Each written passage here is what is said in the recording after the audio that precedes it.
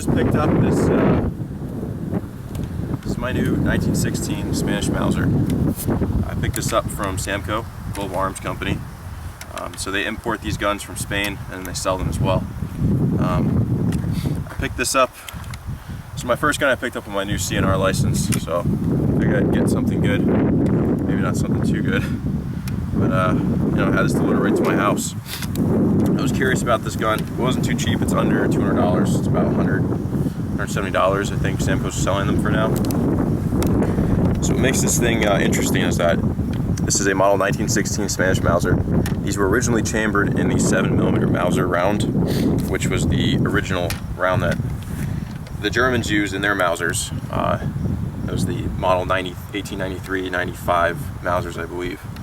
So Spain originally adopted the Mauser back in the early 1890s. That was back at the time when a lot of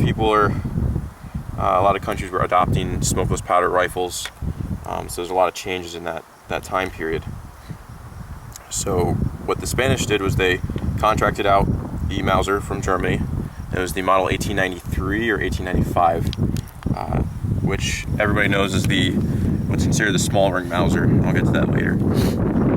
So they used those in the Spanish-American War against the United States, and then later on, around World War I era, so about 1915, 1916, they decided to shorten the rifles, and so they came out with this. This is basically the same design as the model 1895 Mauser that the Spanish were using. It's just a shorter barrel. It was still chambered in the 7mm Mauser, and then later on, after World War II, NATO started switching over to the 7.62, and so the Spanish adopted the Setma rifle, which that's a whole other story, which eventually became what we know now as the G3 in Germany. So what the Spanish did is they had a whole bunch of these rifles lying around, so they took the barrels and rebored them. So they actually cut the barrel down a little bit at down at the chamber, and then they rebored it, meaning they had to rechamber it. And they drilled out the bore as well, I think. I'm not super familiar with the process, but basically what they did is they chambered it in the 7.62 round, so that they could start using it with their surplus of NATO rounds that they had. So they started issuing them to, I believe, the Spanish Guard. I'm not too familiar with what that is, but I guess it's sort of comparable to the National Guard in a way, back at the time. But yeah, they had a large number of these rifles sitting around, and recently, in the past couple of decades, they've been getting imported by a number of companies. Samco is a main importer of these, and they're just really nice shooters. So the one thing though that people keep talking about is that the fact that it's a small ring Mauser. What that is that it only has the two locking lugs here at the front of the bolt, as opposed to the 98 Mauser, which is what people are more familiar with. Those are considered the large ring Mausers. They have another locking lug here, which interfaces with the rear of the receiver here. So those make for a stronger bolt, stronger action.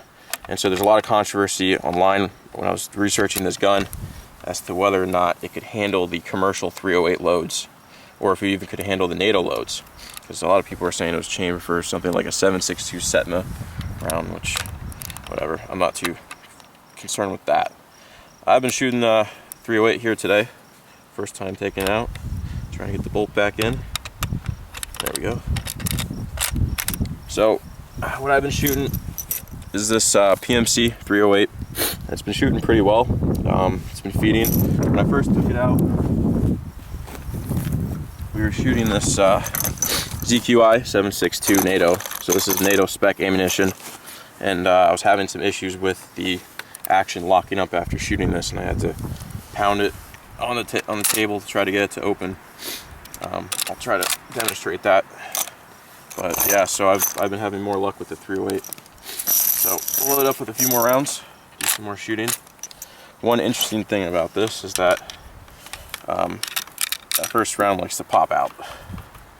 So, it doesn't stay in. So I gotta load up 2 rounds in order to get that to stay in.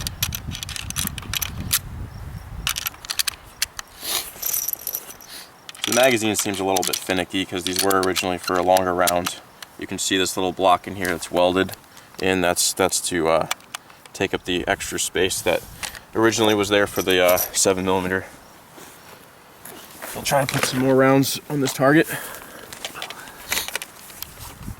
Put my ears on.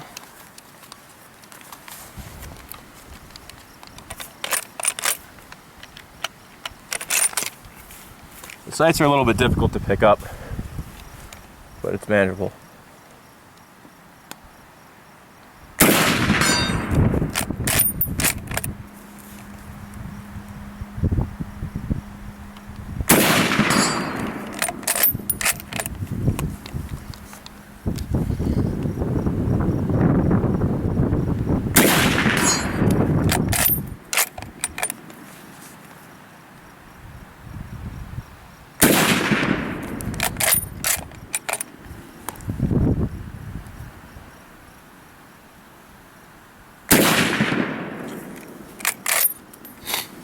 Put a few more through. See if I can pick up those sights. All right.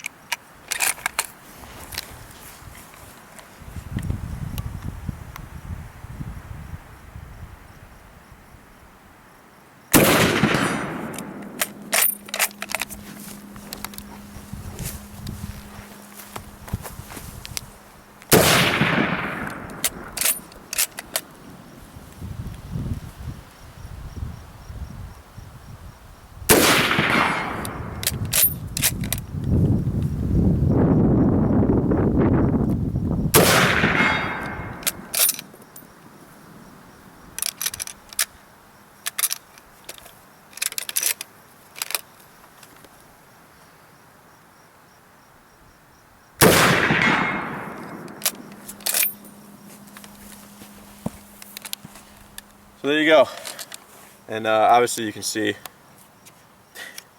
this barrel band likes to pop off every now and then while shooting. Not the best rifle in the world, but it's a good shooter, decent shooter. It's a nice example of an old Mauser as well. The stock is a little beat up, but the bore is in good condition and it shoots pretty well, as you can see.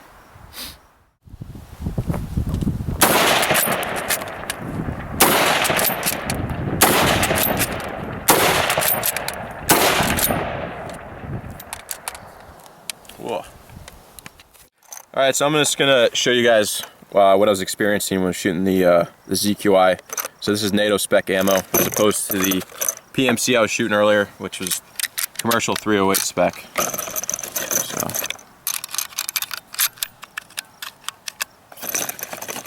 Put a couple in here.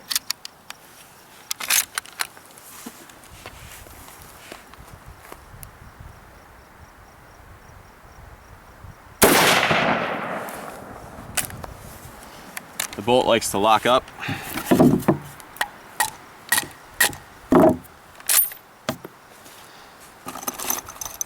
Oh, still.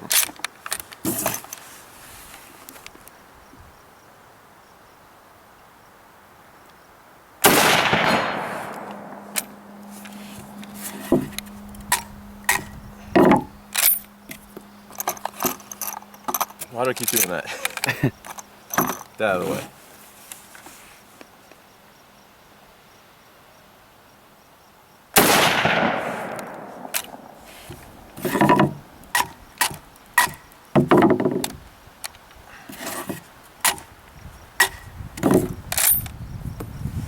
So yeah, I'm not going to shoot any more of that through that. It feels a little more powerful than the 308. Like, I feel like I'm getting a little bit more recoil. So generally 7.62 NATO spec ammo is less powerful than your commercial 308. So I'm not too sure what's going on, but I'm not going to shoot any more of that through that gun.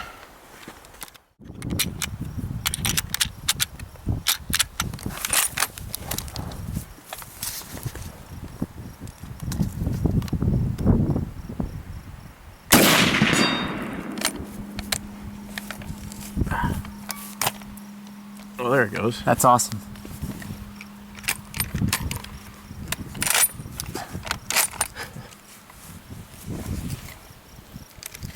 Is this the blooper reel? Sure. Everything's fine until you turn the camera on.